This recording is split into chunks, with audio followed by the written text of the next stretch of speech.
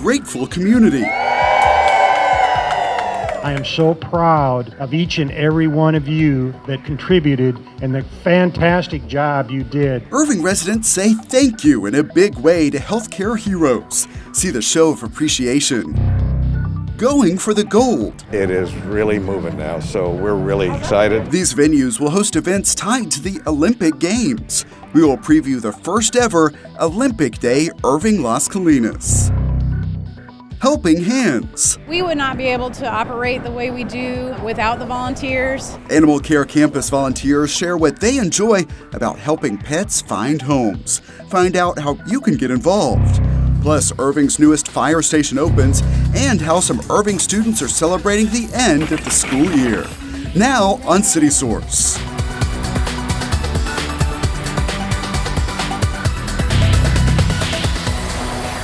Irving's mosquito control team is ready to respond if the pests surge after recent heavy rain events.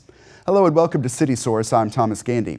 We'll talk to the Code Enforcement Director about mosquitoes coming up. But first, Irving's new Fire Station 4 is now open. We captured this video in the weeks before firefighters moved in. It is located at Toller Lane and Medker Street. You can see the new station is more spacious. It also has a lot of environmentally friendly and health-conscious features that will make conditions better for firefighters. The fire chief has told us that he expects to see improved response times out of the new facility. The previous Station 4 was built in the early 1960s and could not accommodate some of the department's modern equipment. IFD is hosting an open house on Friday, June 18th at 10 a.m. and we'll be there to cover it for a future edition of City Source. More people are now vaccinated against COVID-19 and the hospitalization numbers are down. So the city of Irving is reopening more facilities as of June 1st. That includes the full reopening of Irving City Hall. Also, Municipal Court will resume limited in-person court proceedings on June 1st. Virtual hearing options will continue to be available. Irving Aquatic Centers are open with reduced hours because of a lifeguard shortage that a lot of cities are experiencing. The Parks and Rec team continues to work to recruit lifeguards. Outdoor in-ground pools at Lively Park, Lee Park, and Center Park will not open for the summer season, and there are a few factors behind that. One is that staffing shortage I mentioned. Also, this year's winter storm caused damage to the pools that will need to be repaired. Budget cuts triggered by COVID-19 were another reason. For details on all Parks and Rec facilities, visit cityofirving.org/COVID-parks. The Irving Animal Care Campus is also reopening, so calling in advance to see pets is no longer required.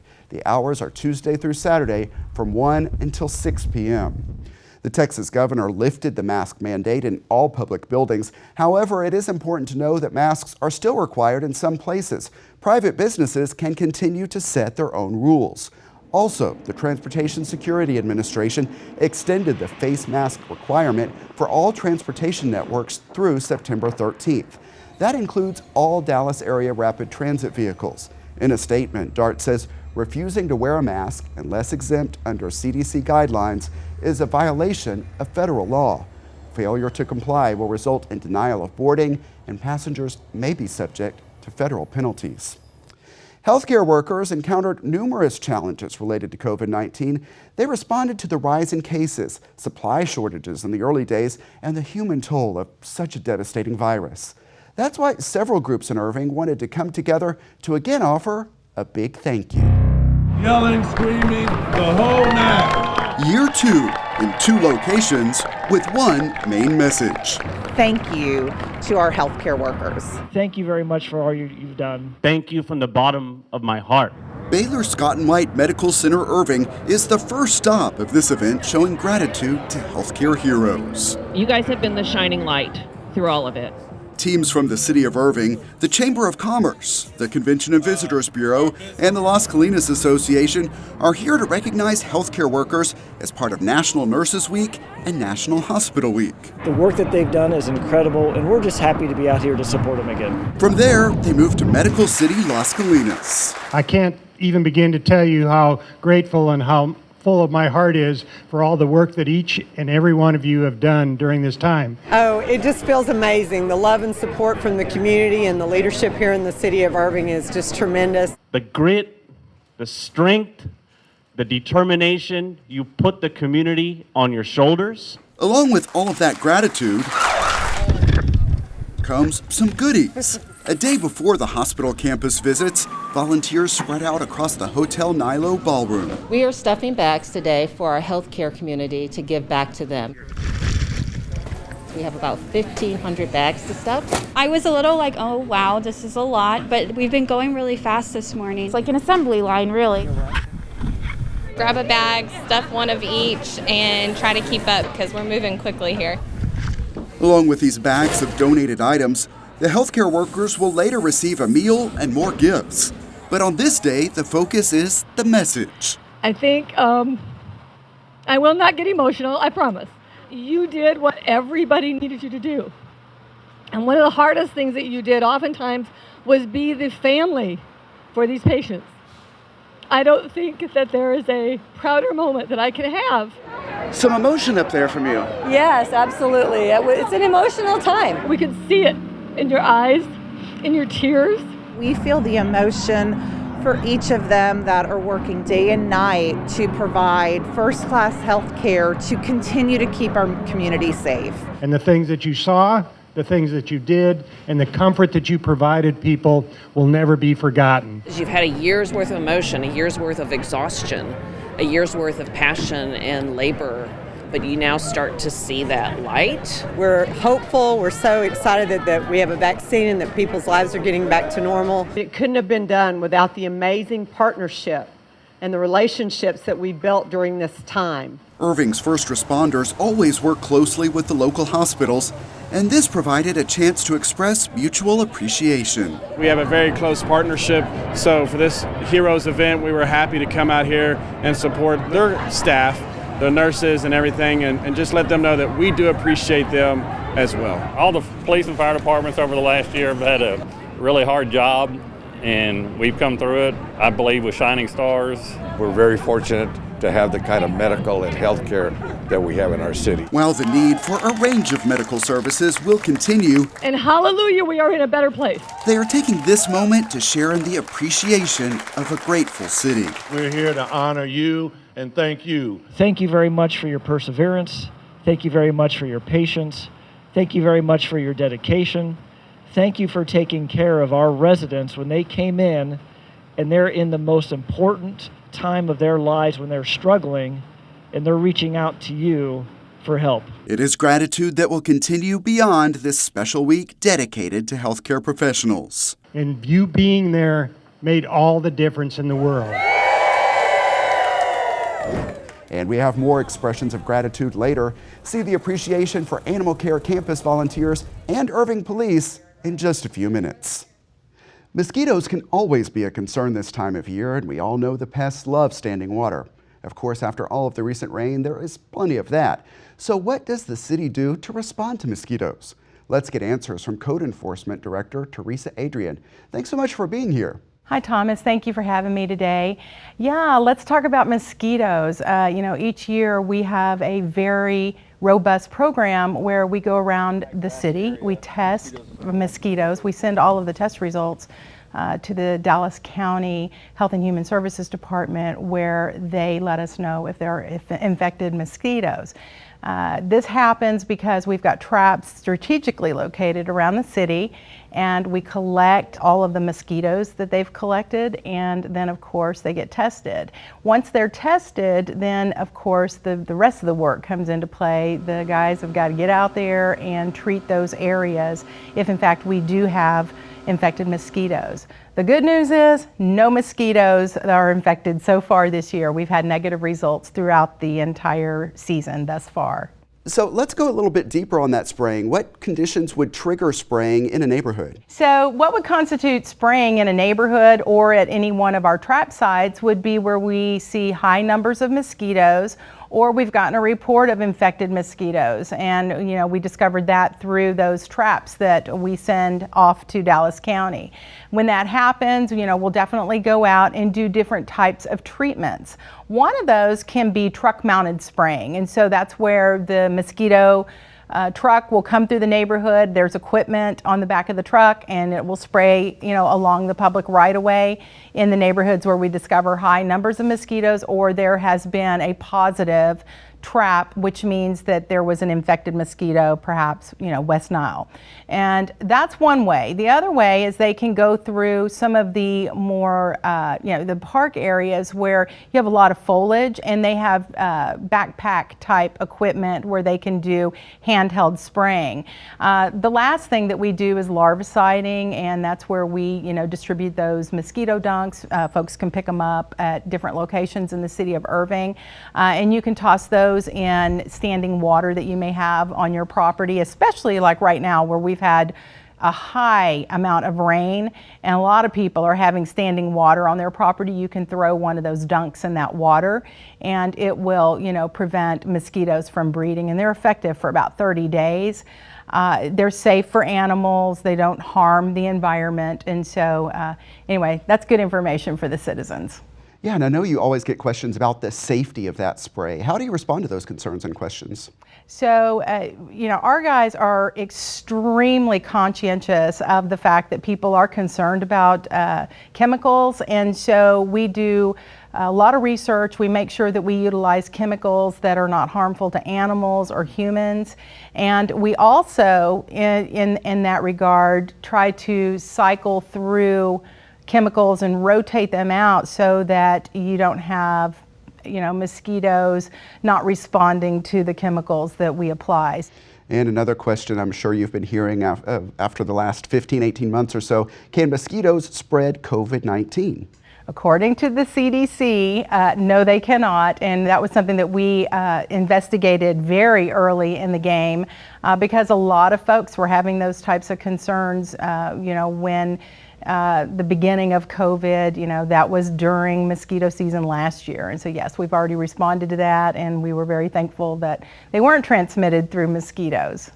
And of course, I know you spread the message that residents can also do their part. Every year, we mentioned the 4 Ds, we'll put them up on the screen. Stay inside at dusk and dawn when mosquitoes are most active, dress in long sleeves and pants, use repellent with DEET, and also drain standing water. Teresa, that's one that is sometimes overlooked. What are the concerns about standing water? Well, standing water can become stagnant, and that is a perfect environment for mosquito breeding. And so even something as small as the lid of a Dr. Pepper bottle that has water in it can be a mosquito breeding place.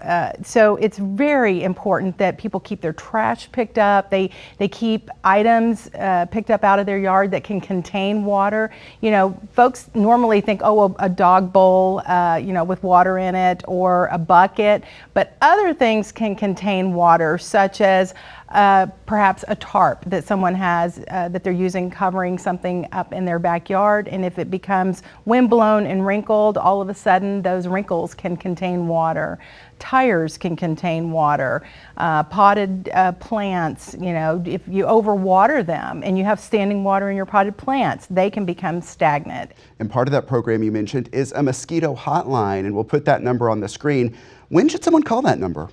Well, if people have concerns that, they're seeing a real uptick in the numbers of mosquitoes, swarms of mosquitoes, they should report that. A lot of important information. Code Enforcement Director Teresa Adrian, thanks so much for being here.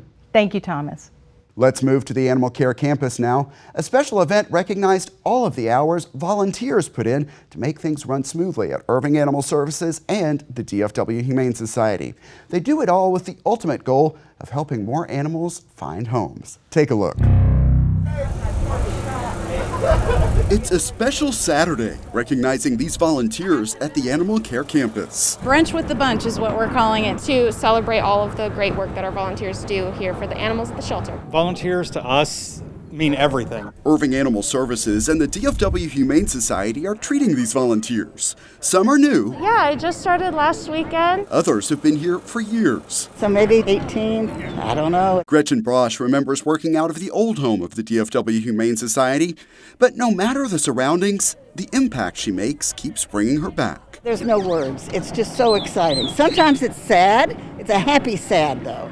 because you see the ones that you really, really loved, but they're finding a forever home. So it's all worth it. It's so much fun. It helps your heart more than anything. It's so much fun to help make the dogs and cats feel better about being here. And honestly, it helps me more than I think that it helps the cats and the dogs. I just love it. We try to get them out for some exercise and TLC and treats and, walks. Apparently, this one needs it. Don't you, Brownie? Volunteer Steve Krajewski is running a little late to the party. First, he needs to get Brownie back in her kennel. He said she was showing off for us at first. This is the fastest she's ever moved. But then she went back to just wanting some extra TLC. That care is among a range of duties volunteers take on at the Animal Care Campus. They help us do everything from cleaning in the morning, transport to the vet, socialize cats, just sitting with the animals, walking the dogs. One of the most fun volunteer opportunities is to take some of our animals out for what we call a field trip and let them get out in the community and meet people. One of our volunteers is famous because he typically comes in once a week and scoops poop from the yards, which is always a fantastic thing because nobody ever seems to want to do that. All of those things are super helpful. The process for getting started as a volunteer is similar for both Animal Services and DFW Humane. It starts with a visit to the agency's respective website. Our volunteer application is pretty easy. It's just online at our website. And then from there, they can sign up for our orientations, which are still virtual right now. Once you've gone through that, though, we have some in-person pet handling. And then you can just come in, whenever your schedule allows. We have so many volunteers that spend so many hours here and do so much hard work. And it's a kind of a labor of love, helping all these animals. And it's nice to be appreciated and a nice thank you. And this is just so sweet that they did this for us today. What kind of food do they have out there, do you know? It will be some time before Steve gets his brunch.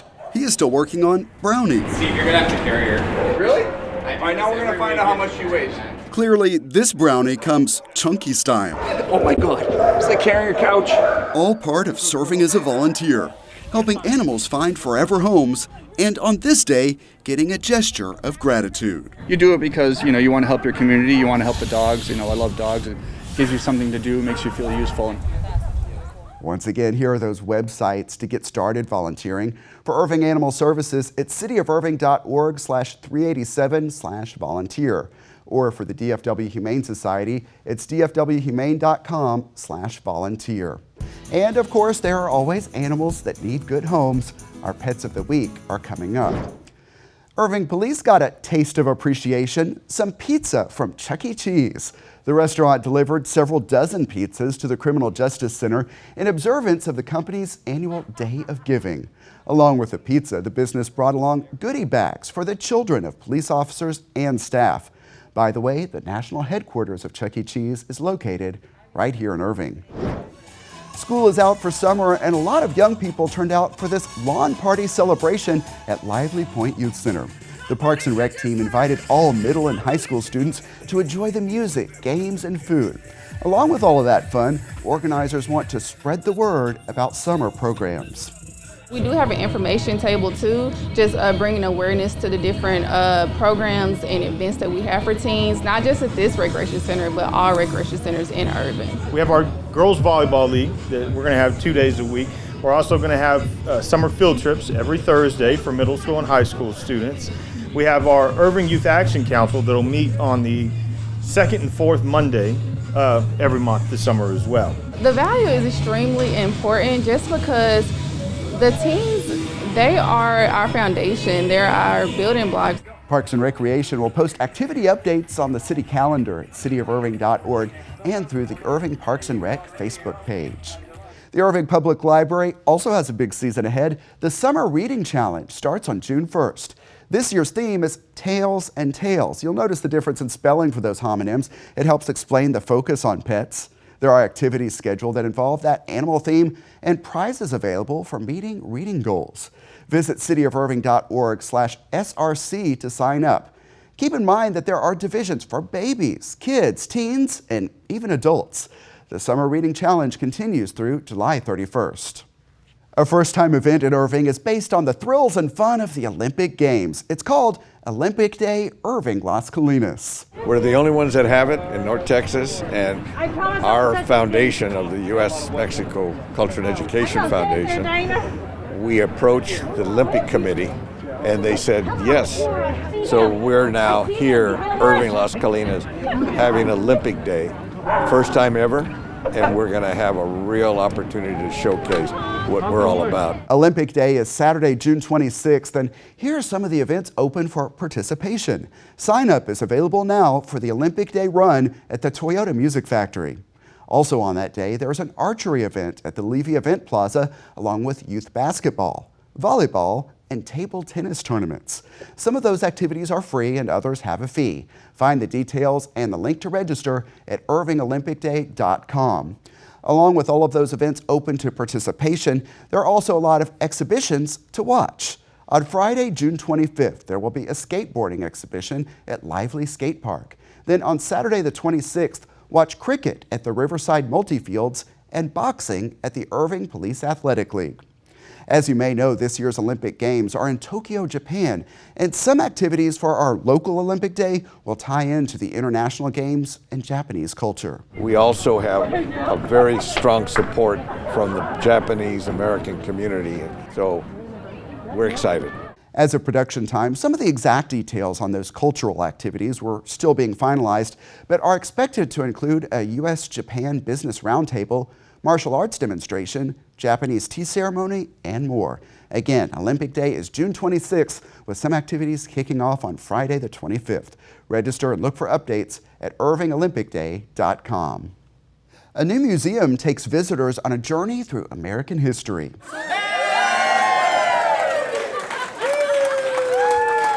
Mayor Rick Stouffer and members of the Irving Las Colinas Chamber of Commerce turned out for the ribbon cutting for the American Journey Experience. Patrons can get an up-close look at a variety of artifacts, ranging from historic documents to costumes and set pieces from movies including Ben-Hur and Titanic. It's preserved, but it's also used for hands-on education. It is a powerful resource, and it's here.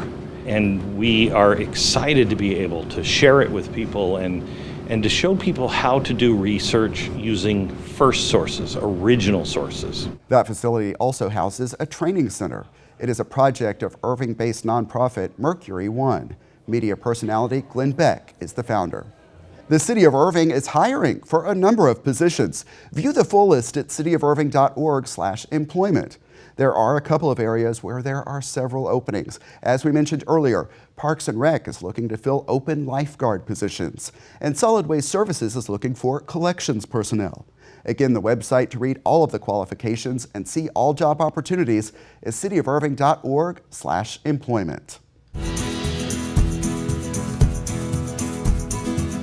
It is time now for our Pets of the Week, so let's get a visit to the Animal Care Campus. Michael Whiteside is with the Dfw Humane Society, and he joins us now. Good to see you, Michael. It's great to see you, Thomas. You have two dogs for us today. Let's start with one named Kisses. And how did Kisses get that name? Well, I'll tell you what, I've got this great video that you're probably going to see of him just racing directly towards the camera and jumping up right into the face of the person filming it. So he's definitely a kisser and definitely comes by his name with no issues because that's kind of his deal. He's a goofy guy. He's a bulldog mix. He's only about a year old. He is really short and squatty. So he's definitely bulldog mix. He's probably got a little bit of pit in there as well, but he is just a fun-loving, life of the party type of dog that just wants to hang out and have a lot of fun and run around. Yeah, it looks like some fun video. Looks like he's having a lot of fun there. And next up, we have Hank. Tell me about Hank. So Hank is a senior dog. He's about 8 years old. He is a lab mix, and he actually originally came to Irving Animal Services at the beginning of March as a stray, and he was on hold for a bit, and then it turns out he had heartworms.